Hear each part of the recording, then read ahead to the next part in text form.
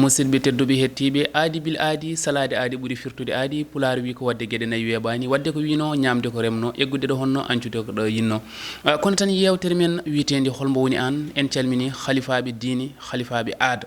kono en calmini kadi ne ardiɓe ene galle e baba abou Samba Diop lewlewal pinal Samba Diop matimar ndey Fatouma Sali Thiatwalo Daoudou Moussa Malal Baydi Moussa Daoudou Gueddado Maymouna Tafsir Daoudou Mayret Samba Gaysiri yewtere witede holmo woni an arti kadi ne taw koye mbadi kuptidinde ne kewɗen wirude ne bandiraɓe men mbirato e kala saaha holmbo woni an holmbo woni onon holmbo woni minen yewtere nde yahat ƴeewa goto e jeeyaɗo e nder leydi ndi kono ko jeeyaɗo kadi ne e nder leñol ngol tawa ko baɗowo kadi ne nafoji kewɗi adda ɗum hollo bandiraɓe kono tan hannde en jeeyi ha toon to reedu photo jaaden ko wuuro ene wiye Wuro Siré ɗo yeeso en gandat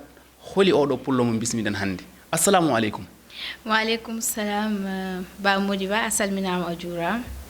ko weltare mawde jooɗade arde Pindi TV laata ɗum en calmini bandiraɓe fuutankoɓe kala toɓe mbawi wonde noɓe mbawi wonirde ɓe calminama ɓe juurama ɓe ñaganama Allah moƴƴere e cellal noon ɓe ñaganama moƴƴere e cellal ɓiɓɓe fulɓe waɗi ko ñaldoɓe e mbooyi joftida e pundi waɗi ñalloɓe e nguli jofta e ɓuuɓol ñaldoɓe e mbooyi joftida e pundi ɓe ɓen ko fulɓe aynaɓe ñalloɓe e nguli jofta e ɓuuɓol ɓe ɓen ko ɗanniyankoɓe kono en calmini fulɓe kala calminali fulɓe calminde fof en calmini yewtere nde ko holmo woni an wiyete holmo woni Raky Diagne ba Modiba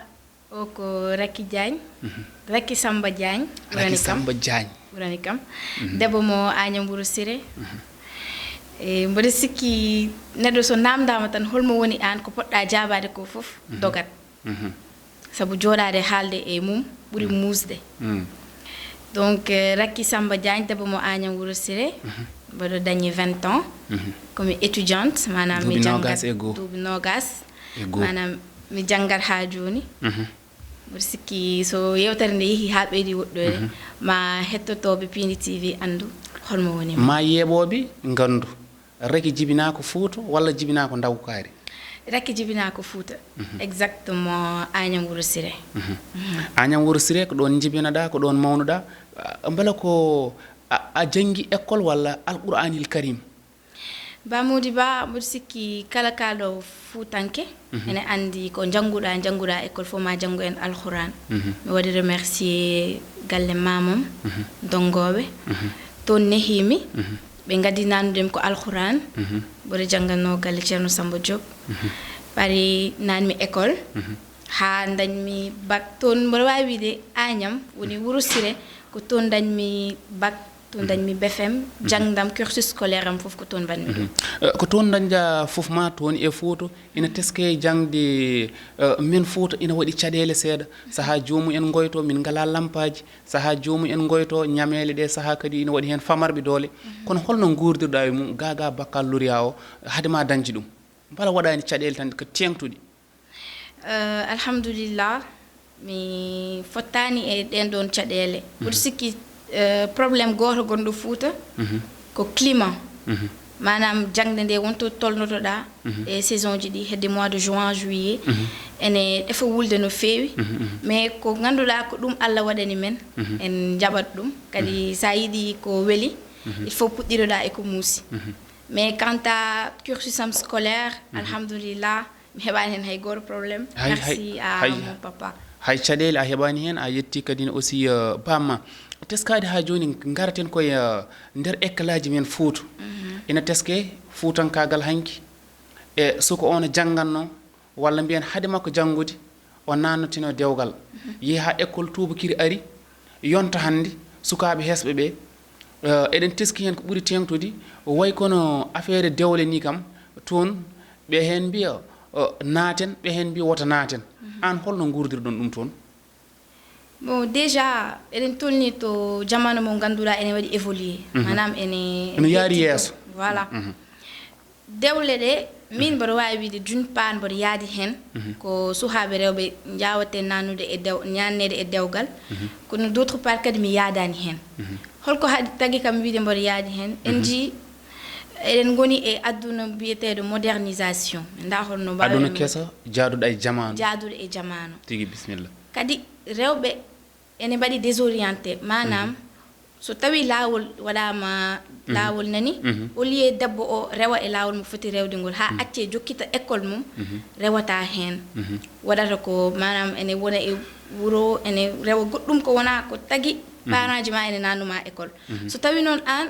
aɗa jogui ɓiɓɓe ɗiɗo walla tato ko poɗɗa ƴettude aɗa waɗa ɗum dépense walla ko poɗɗa ƴettude aɗa nanna ɗum banggue goɗɗo a ƴetti a waɗi ɗum investir e ɓiye debbo yiyandema hen ko yo yaa ha wawa nafdema so tawi noon a yii kanko o ƴetti bolol gongol ngol wona waɗandema ko jiɗɗa ko forcément on ɗon a foti ƴettude nannamo e dewgal saabu nenam ene hewno wiide dewgal wona ko ganduɗa neɗɗo ene forcé ɗum kono sa yi so tawi ene wawi sukkude cooye kewɗe a ƴettat ɓiye nanna ɗum toon saabu gacce daɓɓe ɓuuri gacce juutɗe holko tagi kam wiide mi yaadani hen so tawi a dañi ɓiye mo ganduɗa nena jangga ene addanma de très bon résultat manam résultat ji moƴƴi ne addanma ko cohluɗa ko ɓurɗa ko sohlu tigi wadde accu ɗum jangga saabu jangde debbo ene waɗi nafoore tagi kam wiide noon sen ƴetti exemple Aissata Tall Sall maître Aissata Tall Sall en calminimo machallah ko debbo mo ganduɗa kala debbo fuutanke suhu ene foti ƴettude mum exemple te wona kanko tan eɓe keewi wadde parent ji ɗi yoɓe gaccu suhaɓe ɓe so tawi ko suhka mo ganduɗa a yiye mum vision moƴƴo accu ɗum jangga woni kuccam moƴƴam aɗa wawi accude ɗum jangga amma ɗum ala so tawi ne waɗa ko ka famani hokko ɗum gorko yahare si non kono won hen ko yimɓeɓe ɓuuri teskade sukaɓeɓe gaga nannede nde hen kono eɗen ɓuuri hen teskade hannde sukaɓeɓe won hen nannateɓe hen jaaha ɓorno wutteji wonde mi dañi baccalauréat rek mbeɗo yaha mi fayti gonnoɗo photo o par ce que ɗum eɗen teski ɗum hen saaha kadi ni ko famille ma enɗam o ko ɓi kawam o ko ɓi babam o itte o rokke beela enɗam ɗam wasa bonde kono en teskima ɗum fof ko caɗele ɗe ganduɗa ko tengtuɗe kono onon gurdam ɗam ɗon beela wona sukaɓe ene jiitoto koye mumen wonde gaari dawkari eko way noon tan ɗesa weddade ɗum to bon mboɗo sikki pour artude e namdal ma gadanol ngol woni ɓornade wutte fotani tagde neɗɗo ene fayta to ummi saabu leggal ɓoydi ɗum e ndiyam taga ha ɗum wontude nooro neɗɗo ko mbawɗa dañde baccalauréat mboɗo wawi mi waɗa relancer message e wonɓe terminal walla aroɓe ɓe bac ɓuuri famɗude eko fadi men ko fadma yeeso ko étudiance par ce que yimene kewi wiide sa dañi bac tan jangde ma gasi ɗon jangde fuɗɗi ɗon naɗɗa sabu ala nene ala baba ballowom ko an foti waɗande hoore ma donc pour aussi affaire enɗam mboɗo sikki ko namdal mo ganduɗa ne waɗi sensible manam sa woni ko kalirta hen tan ma yimɓe hewɓe jiidir ɗum no fota yiidirde donc pour ne pas kadi mais an hoorema sa joguinomo ko mbiyata hen an holko mbiyata an hoorema bon bamodi ba mi natata hen no feewi par ce que affaire famille c'est ko ganduɗa goto foof en jogui hen yiyande mum haalam hen famɗo ko raɓɓit ko woni jokkude enɗam fuuta foof sohli jokkude enɗam woni hunde fof kono ha joni garten mi salmini Fatima Gueye Yumma Sall ko rewnoɓe ɗo ɗeɗon namɗi ɗum ɗinen beela hannde mbeɗa wawi wiide koye fuutankoɓe winomi adinoɓe nadde e dewle ɓe beela Raky Diagne ko hen jeeya manam ne jogui gorko bon mi woɗɗata hen no fewi mi ala gorko voilà non tan wawmi hadde par ce que wonno kalirta kadi ma min nani rokkam ɓi ba Moussa Limo rokkam ɓi kaw Moussa Limo bon ala ko moƴƴo dal bon en jawtat aɗa jeeya e sukaɓe kadi ni dañgol ma seedam faago gadinko woni baccalauréat aɗa dañi duuɓi 17 beela ko garɗa Dakar ga ummati photo arde Dakar beela a ɓornoteki wutti goɗɗo gaccuɗa wutti fuutankagal o beela a cani ɗum non jamais mi kala ko mbawmi wonde kala ko mbawmi dañde komi haalpulaar et je suis très fière de mboɗo welti aɗa yiiɗi ko gonɗa ko eyyi mboɗo yiiɗi ɗum no fewi par ce que enen haalpulaar eɗen jogui ko ganduɗa hay sinno en kolliri ɗum partout ene manque par ce que déjà mboɗo salmina ceerno Cheikh Omar mo ceerno Bassirou Mountaga Daha Cheikh Omar Foutiyou Tall mo ganduɗa kala to jooɗi haɓanto ko haalpulareɓe enen haalpulareɓe eɗen jogui ko ganduɗa en potani hoynade jiyen neɗɗo gonɗo dow men tukkoɗen sabu mawɓe men ligganima men ɗum mawɓe men ligganima ɗum ka fuutanke kono garten joni caggal ka fuutanke ɓurɗo hannde wutti fuutanke est ce que wona ka garɗo tan mbaɗɗa aɓi e wutti fuutankagal so min pottimama min mbiyatma aɗa aɗa waɗi jean aɗa waɗi simis e bon wona ɗum mbatta han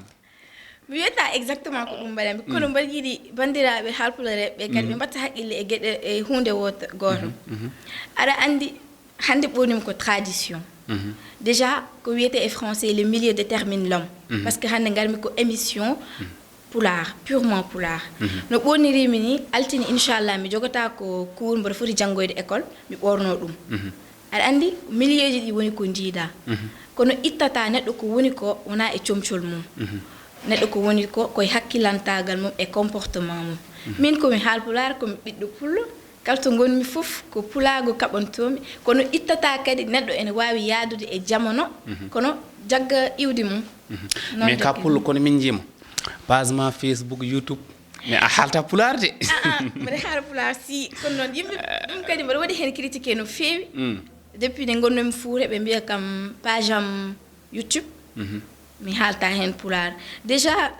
pour préciser ɗum ɗon ko fuɗɗino tan ko fijirde min e sehilam goto min gummi école min jooɗi emin pija min ƴetti téléphone min pilmi fijirde so mawɓe mbatti yebde fijirde nden fijirde mawni fijirde nde mawɓe ɓe mbatti yebde min mbaɗi ɗum amélioré min mbatti haalde hen thème du jour déjà ko 4 vidéo manda 5 wonno hen nde mbaɗmi ɗum pari ya ma sœur Rayhan Diallo kanko adi wadde kam poussé je peux dire min ummi toon min mbaɗi affaire kewɗe kono page Facebook page am YouTube mi heɓani haalde hen pulaar parce que vidéo momin puɗɗi ɗi c'est purement français ko français min kewno haalde hen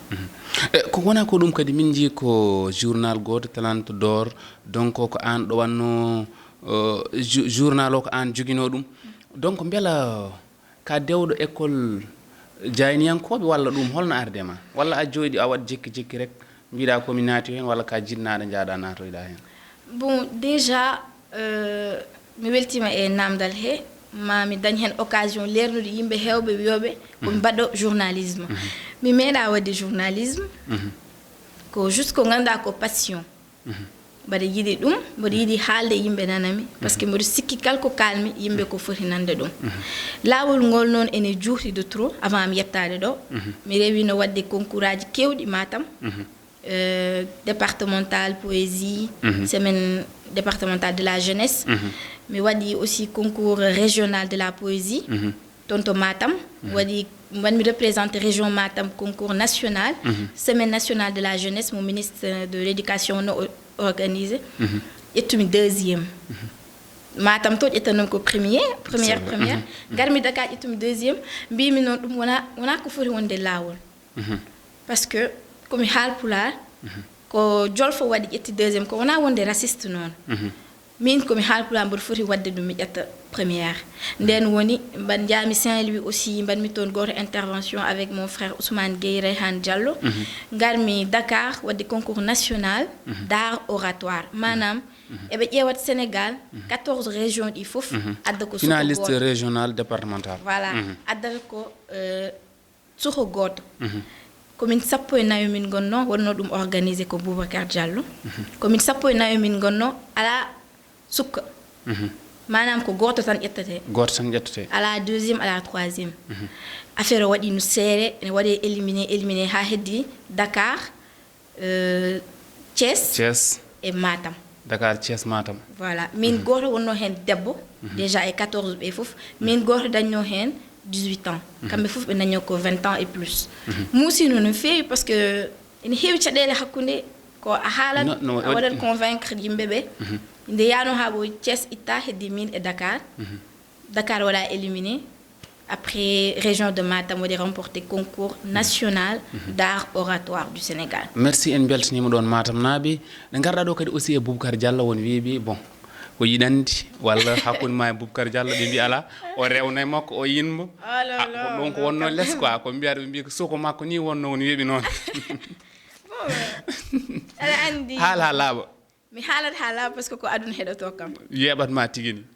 déjà Boubacar Diallo mbaɗa waɗa mo saluer de passage en calmini Boubacar Diallo kono ma haalde momi haali inchallah donc Boubacar ko sehilam